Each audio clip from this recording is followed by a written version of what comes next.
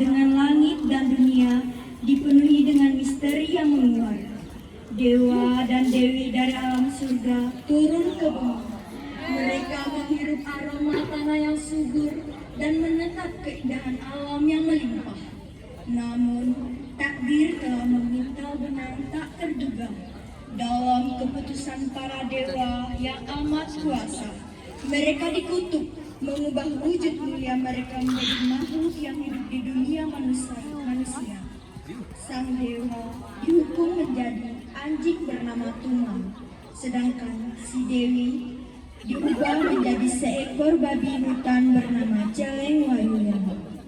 Di hutan daerah Jawa Barat ada sebuah kerajaan yang dipimpin oleh Prabu Sumi Perbangkara. Ia sangat gemar berburu di hutan.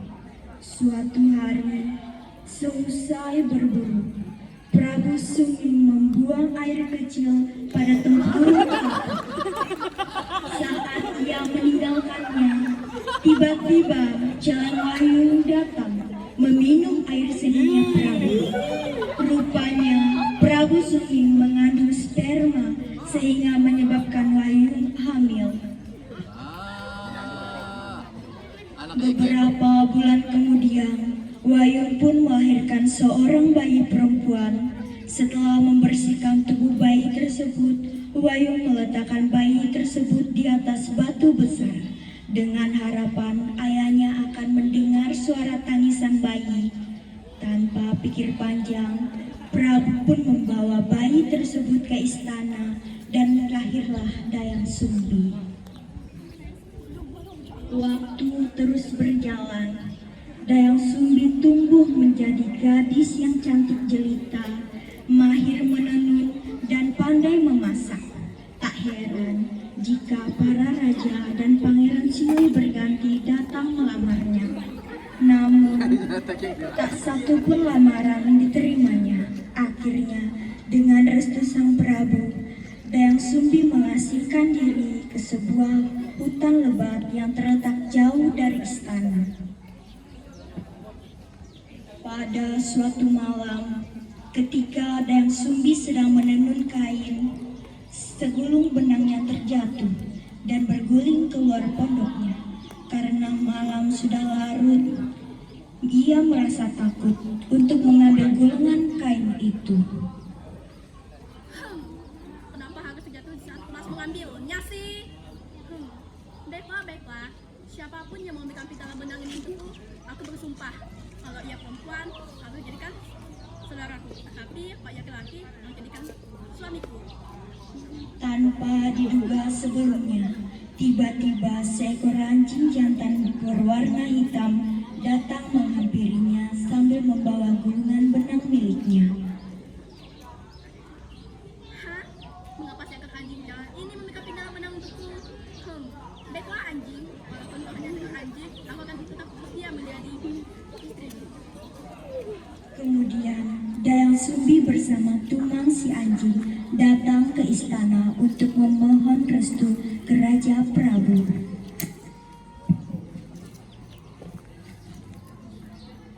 Wahai ayah yang mulia, aku datang kemari untuk memohon restumu, karena aku akan menikahi Tumang si anjing setia. Kau gila Dayang Sumbi, menikahi seekor anjing telah melampaui batas akal sehatmu Dayang Sumbi. Padahal aku sudah memiliki rencana yang lebih baik. Ada seorang pangeran dari tetangga sebelah yang siap menikahimu. Ia tampak gagah dan penuh pesona, dan tentu saja ia memiliki harta yang melimpah dan memenuhi kebutuhan ayahmu ini. Tidak ayah, aku tidak akan menikahi seorang pangeran terlihat gagah di depanku. Tetapi sebenarnya hanya memikir harta kekayaan kita saja. Hatiku tidak memerlukan seperti itu. Lagi pula aku tak bersumpah pada diriku sendiri untuk menikahi Tumang si anjing setia. Kau sudah menolak berkali-kali lamaran dari ayahmu. Itu berarti kau sudah berontak keluargamu sendiri. Dan kau memutuskan menjadi gila dengan binatang. Jika kau ingin menikahi anjing jalanan yang kotor ini, lebih baik kau pergi dari sini. Jika kau memilih anjing yang jalanan yang kotor daripada pangeran dari tetangga sebelah, lebih baik kau pergi dari sini dan menikah dengan anjing itu. Asal kau tahu, kau hanya seorang wanita gila yang lahir di tengah hutan. Dan kata lainnya, kau adalah anak haram yang lahir di tengah hutan. dan kau memutuskan untuk menjadi gila dengan binatang ini. Lebih baik kau pergi dari sini dan menikah dengan anjing itu. Dayang Sumbi sedih, lalu pergi bersama Tumang si anjing itu. Dayang Sumbi memutuskan untuk mengasingkan diri ke hutan lebat yang terletak jauh dari istana. Dayang Sumbi membangun sebuah pondok dan hidup bersama Tumang si anjing. Di dalam kegelapan malam yang hening, Dayang Sumbi duduk di luar pondok kecil bersama dengan Tumang si anjing yang setia. Langit penuh dengan gemerlap bintang dan sebuah bulan purnama muncul dengan kecantikan yang memukau. Cahaya bulan memenerangi wajahnya yang cantik. Namun tiba-tiba suatu yang ajaib terjadi. Di bawah cahaya bulan yang bersinar terang, Tumang yang sebelumnya adalah seekor anjing setia mulai berubah. Tubuhnya berubah menjadi sosok pemuda yang tampan. Dayang Sumbi terkejut melihat perubahan ajaib ini dan terbelalak dan saat melihat Tumang yang sekarang menjadi pemuda tampan.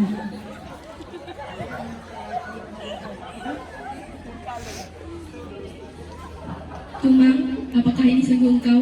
Bagaimana ini mungkin? Bagaimana ini bisa terjadi?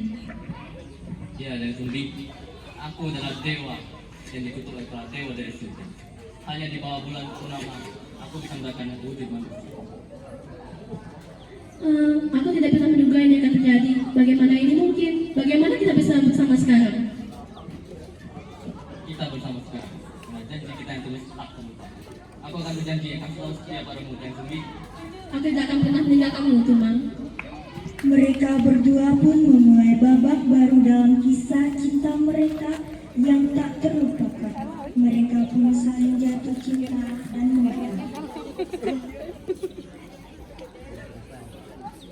Setelah setahun menikah, mereka pun dikaruniai seorang anak laki-laki. Mereka memberi nama laki-laki yaitu Sang Kuryang. Setelah Sang Kuryang lahir, Tumang pun kembali menjadi seekor anjing. Sering berjalannya waktu, Sang Kuryang telah beranjak remaja mendapatkan tugas dari ibunya untuk memburu rusa. Sang Kuryang pun pergi ke hutan ditemani si Tumang. Setelah lama menunggu, ia melihat seekor babi hutan yang gemuk, yang ternyata babi itu adalah celeng lainnya. Sang Kuryang mengejar babi hutan itu dan mencoba membunuhnya. Tumang yang menghalangi Sang Kuryang untuk membunuh celeng layang itu. Hal itu membuat Sang Kuryang kesal. Ia memanah Sang Kuryang untuk kejauhan. Secara tidak sengaja anak panah itu lepas. Ia tidak membunuh si Tumang.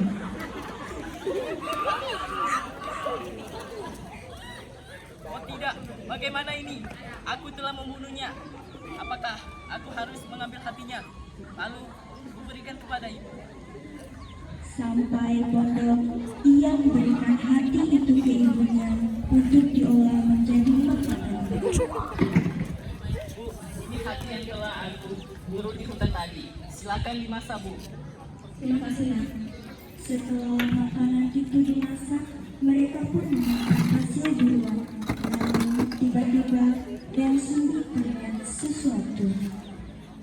Oh iya, Nak. Gimana sih Tumang? Bukan tadi dia bersamamu. Iya, maaf Bu. Hati yang kita makan itu adalah hati si Tumang. Apa? Dasar anak durhaka tidak tahu diri. Sambil memegang kepalanya, Sang Kuryang berlari keluar sambil menangis. Tiba-tiba ia terjatuh lalu pingsan. Di sisi lain, Dayang Sumbi pergi ke sebuah gua melakukan pertapa untuk menjadi wanita yang lebih cantik. Di pagi hari, Sang Kuryang terbangun di sebuah rumah seorang pendekar bernama Ki Ageng. Sang Kuryang pun tidak ingat apa-apa.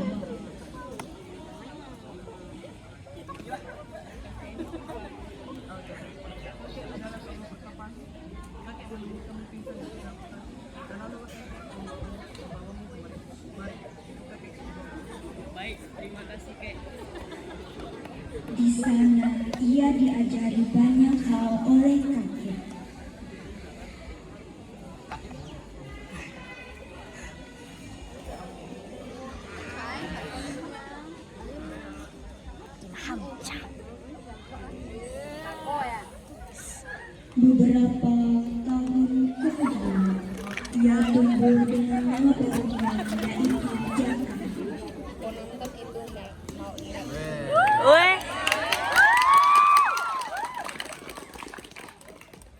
Aku telah beranjak dewasa. Terima kasih telah mengajari banyak hal. Aku akan pergi sekolah negeri. Aku harus mencari asal usul diriku.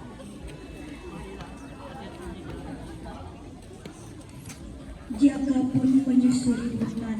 Di tengah hutan, ia melihat sebuah pondok dan tepat saat itulah dia kehausan. Lalu ia pun bertemu dengan wanita cantik jelita. Misi, apakah ada orang? Bolehkah aku minta air? Aku sangat haus sekali. Tunggu sebentar.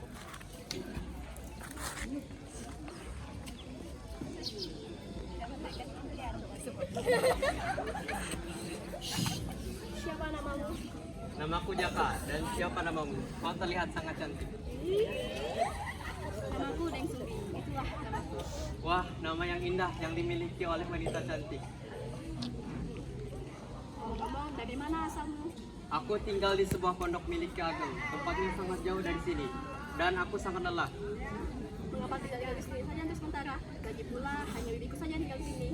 Apakah boleh? Terima kasih banyak Deng Sumbi. Hari silih berganti. Mereka pun saling jatuh cinta sama lain dan bersepakat untuk menikah. Besoknya, Jaka ingin pergi berburu dengan ikat kain yang berantakan. Jaka, sini kemari. Sebelum kau pergi berburu, biarkan aku merapikan ikan kepalamu. Aduh. Mengapa ada bekas kepalamu? Mengapa ada bekas luka di kepalamu, Jaka? Iwa.